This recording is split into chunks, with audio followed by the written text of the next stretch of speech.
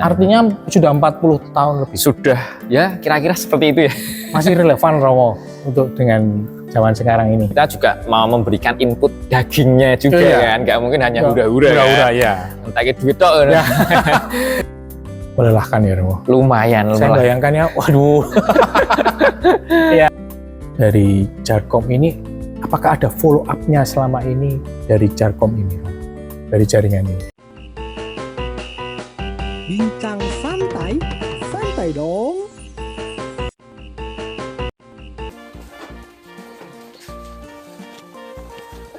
Mau kemana? Mau cari inspirasi.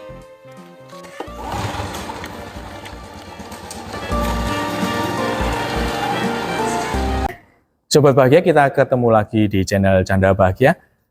Pada kali ini kita di SMA Santo Yosef Surakarta, SMA Pangudiluhur Santo Yosef Surakarta. Kita ketemu dengan Romo Ardi. Romo Ardi, nama lengkapnya siapa, Romo? Saya Alfonsus Ardi Jatmiko, Singkat Yesus. Iya.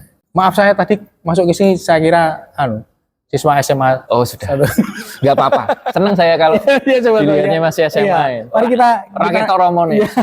Kita mulai ya Romo. Siap. Bincang santai, santai dong. Santai dong. Ya, kita. Ya maaf loh Romo, tadi Romo sih nom gitu ya. Saya kira siswa SMA Santo Pangudiluhur melebur menjadi satu. Iya, bagusnya gitu. Ya.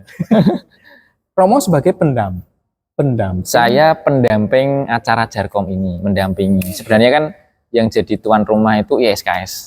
Saya mendampingi ISKS. ISKS itu Ikatan Siswa-siswi Katolik Surakarta. Organisasi pelajar Katolik untuk area siswa-siswi SMA, SMK di Surakarta. Ya, yang kali ini menjadi tuan rumah Jarkom, Jaringan Komunikasi Siswa-siswi Pelajar Katolik. Pelajar Katolik ya, pelajar Katolik Keuskupan Agung Semarang. Yang ke-44. Ke-44. Panjang. Bersama juga teman-teman Dikasdika dan FKPK Sragen. Dikasdika itu Pelajar Katolik Karanganyar, kemudian FKPK itu Sragen. Jadi ada tiga organisasi ini yang sama-sama jadi tuan rumah. Perjalanannya panjang ya, lumayan panjang. Jarkom ini yang ke-44 tiap tahun ya?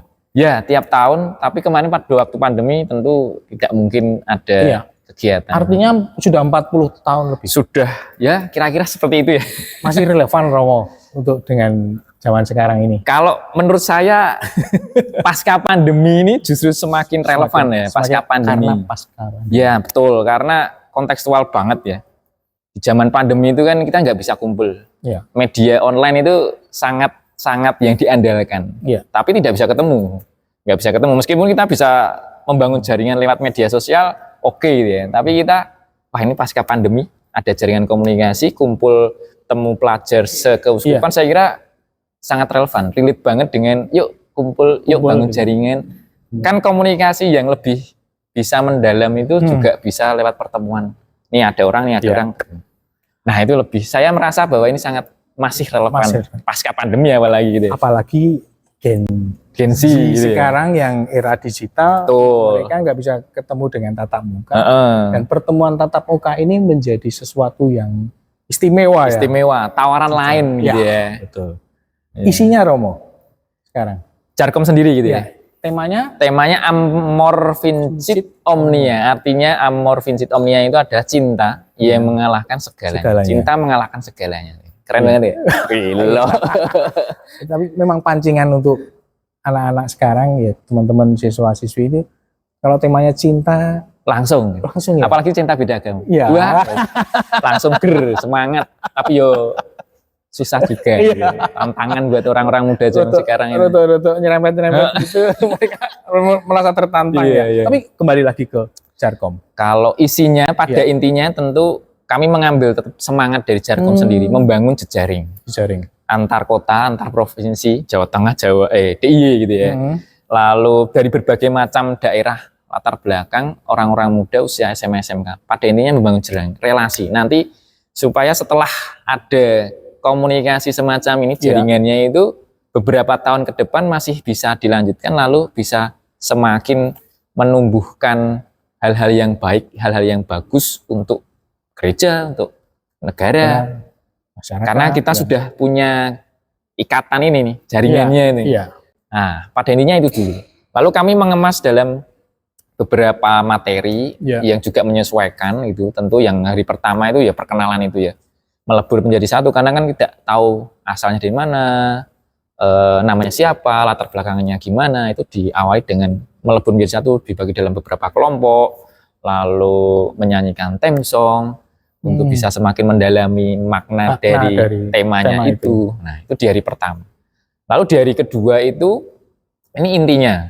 Yang pertama ada seminar dulu. Kita juga mau memberikan input dagingnya juga kan. Nggak mungkin hanya hura-hura ya. Entah ke duit toh. Kita kan ya seperti itu ya. Ada dagingnya, seminar tentang relasi yang sehat. Orang muda gitu ya, membangun cinta itu kan juga perlu dasar yang sehat juga. Supaya kedepannya tidak menjadi relasi-relasi yang toksik, merusak diri sendiri ataupun pasangannya itu yang. Lalu karena temanya terkait dengan amor vincit omnia dengan latar belakang kita itu ingin mau memperkenalkan juga sekaligus bukan melebur ya. Artinya menawarkan perbedaan-perbedaan tetapi bukan untuk semakin memecah. Tetapi konteksnya kan lalu kita masuk di kota Solo yang budayanya juga lumayan terkenal gitu ya. Iya. Maka kita masuk dengan banyaknya perbedaan itu dengan kunjungan-kunjungan budaya, museum-museum, terus bangunan benteng Vastenburg itu, balai kota, lalu museum batik, museum keris, terus yang dekat balai kota itu yang Kauman. Jadi kampung batik Kauman ini. Jadi kita masuk ke situ juga memperkenalkan, oh ini loh Solo yang juga ada budaya yang khas di sini, lalu punya makna yang juga lebih gitu juga. Nah, itu dari perbedaan-perbedaan kita coba tawarkan. Ini ada perbedaan di sini, kita coba mendalami. Lalu di situ anak-anak dikasih misi gitu ya. Misi tertentu untuk juga bisa mendalami itu. Lalu setelah explore juga ada outbound. Nah, ini mesti yang khasnya anak muda nih. Kalau nggak ada outbound itu kurang gitu ya. Supaya juga fun, juga ada nilai-nilai kerjasamanya, tantangannya, challenge-nya itu juga masuk di situ. Bangun teamwork juga gitu. Lalu untuk mengasah atau menampilkan bakat mereka, malamnya ada pensi. Tidak semua perwakilan tampil atau kelompok organisasi pelajar tampil, tetapi hanya beberapa karena ya waktu terbatas. Itu di hari kedua. Hari ketiga sudah mulai kayak follow up-nya. Komitmen bersama dari kegiatan ini apa, dari masing-masing kelompok pelajar, lalu nanti setelah itu presentasi ditutup dengan misa gitu. Jadi rangkaiannya 3 hari 2 malam, tetapi cukup padat dan ada isinya di hari kedua ya. Melelahkan ya Romo? Lumayan. Saya bayangkannya, waduh. Iya. Pesertanya berapa ini Romo? Kami yang terdaftar akhirnya 176 dari berapa jumlah organisasi? Sebenarnya kami mengundang 26 organisasi, lalu ada beberapa yang tidak menyanggupi, kami kemudian mengundang SMA Katolik di Semarang, Magelang, Solo, Jogja. Lalu mereka juga menanggapi beberapa untuk ikut serta. Saya lebih bertanya lagi, mungkin hal yang agak menyimpang sedikit dari Jarkom ini, apakah ada follow up-nya selama ini dari Jarkom ini, dari jaringan ini? Kan ada komitmen ke hari ketiga, membuat jaringan dan sebagainya. Apakah dari pihak gereja sendiri juga ada membuatkan atau membuat follow up dari Jarkom ini? Iya. Yang pertama dari masing-masing dulu, mereka akan diajak untuk, ayo apa sih yang kamu sudah dapatkan dari ini, lalu dibagikan kepada teman-teman di kelompoknya, di tempatnya masing-masing gitu ya. Lalu setelah itu kami melanjutkan ke tahap berikutnya. Jadi yang sudah pernah mengalami Jarkom ini, nanti ketika ada Jarkom berikutnya juga bisa membagikan pengalamannya. Gimana sih mau membangun sebuah acara yang jumlahnya peserta itu tidak kecil, lalu dalam waktu yang tidak singkat juga, lalu bisa berbagi. Jadi dalam hal berorganisasi ada kesempatan untuk bisa sharing gitu ya, pengalaman yang mungkin dari kemarin ada, sekarang kita terima, lalu berikutnya ada, diwariskan berikutnya. Nah, lalu biasanya sih alumni-alumni peserta Jakom juga ada ini ya, jaringannya gitu Iya, ya. betul. Oh ya, saya dulu ikut yang ini nih. Nah, gitu. Waktu saya cari dana, galang dana di Tanah Mas itu, Romo rekan parokinya itu juga pendamping Jarkom, lalu pada memberikan waktu itu masukan, ya. memberikan masukan, lalu juga memberikan semangat, santai aja, gini-gini. Oh, acaranya gini-gini. Jadi bisa saling apa ya, mewariskan gitu ya, apa yang sudah diterima, apa yang sudah dialami, lalu dibagikan juga, lalu juga memberikan semangat untuk ya ini bergerak bersama orang muda itu. Ada hal-hal di mana kita ya memang melibatkan, melatih dan challenge juga gitu. Yang khas untuk pendampingan orang muda itu challenge. Iya.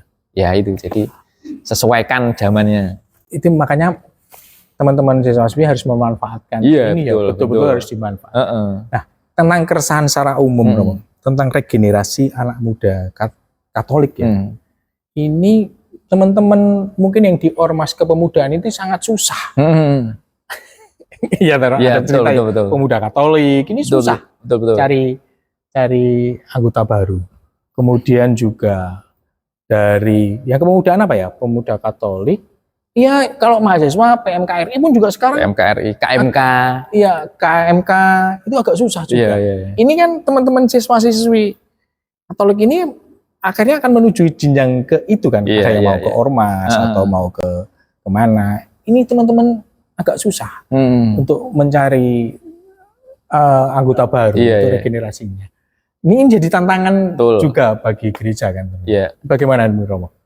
Kalau saya melihat itu memang orang-orang muda itu, ya khususnya kita yang Katolik itu lebih banyak cenderung merasa nyaman, ingin di wilayahnya sendiri. Gitu.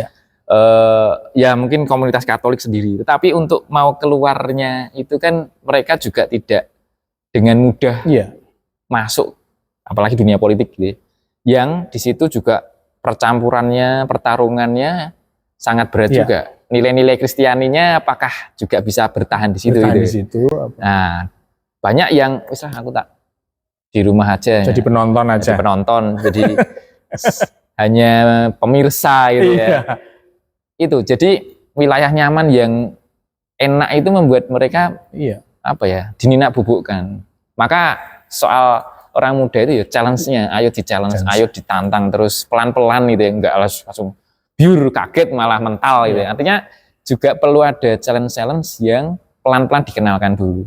Yuk challenge segini bisa, oh ya nambah lagi, tambah lagi, kamu ceburkan sini, oh bisa, tambah lagi. Jadi memang dengan orang muda itu memang perlu challenge, lalu bertahap juga, pelan-pelan. Jadi kalau sudah terlalu berat, langsung diberatkan itu udah. Apalagi katanya sih mental health-nya anak-anak zaman sekarang kan dikit-dikit lalu mundur gitu ya. Rapuh ya. Ya, memang ya perlu perlahan-lahan. Ya perlu juga pola pendampingan yang baru juga bagi mereka, tidak bisa dengan pola-pola lama gitu. Pembaharuan terus itu juga challenge juga ya. Pembaharuan pola-pola pendampingan ini juga perlu harus ada perbaikan dan pembaharuan. Iya, kita pun juga tentu harus beradaptasi. Dengan anak-anak seperti ini tuh harus mendampinginya seperti apa, challenge-nya seperti apa, apakah harus dengan challenge yang harus fisik seperti zaman dulu, tentu kan tidak begitu relevan gitu ya. Harus challenge seperti apa nih yang bisa mereka itu tetap merasa tertantang, tapi juga mau. Saya ngalami juga retret dengan cara-cara fisik gitu, tapi pada saat itu kami merasakan itu tidak pas gitu. Tidak pas, apalagi zaman sekarang. Ya zaman saya dulu juga merasakan dengan retret dengan cara-cara terlalu menguras fisik gitu juga tidak pas. Mungkin sekarang lebih lagi mungkin juga ya perlu adaptasi, banyak adaptasi. Betul. Pola-pola baru untuk pendampingan bagi mereka. Gen Z gitu ya. Mungkin cukup itu Romo ya. Terima kasih. Sama-sama. Terima kasih diundang juga di podcast. Podcast Anda bahagia Romo. Iya Romo. Kita yang terima kasih sekali. Sama-sama. Romo sudah meluangkan waktu.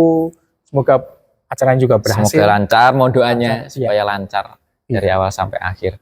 Ya, terima kasih banyak. Mungkin itu Sobat Bahagia, kita dengan Romo Ardi, pendamping Jarkom ke-46 Keuskupan Agung Semarang di tahun 2024 ini.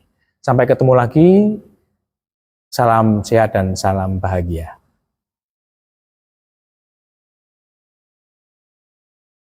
Bincang santai, santai dong.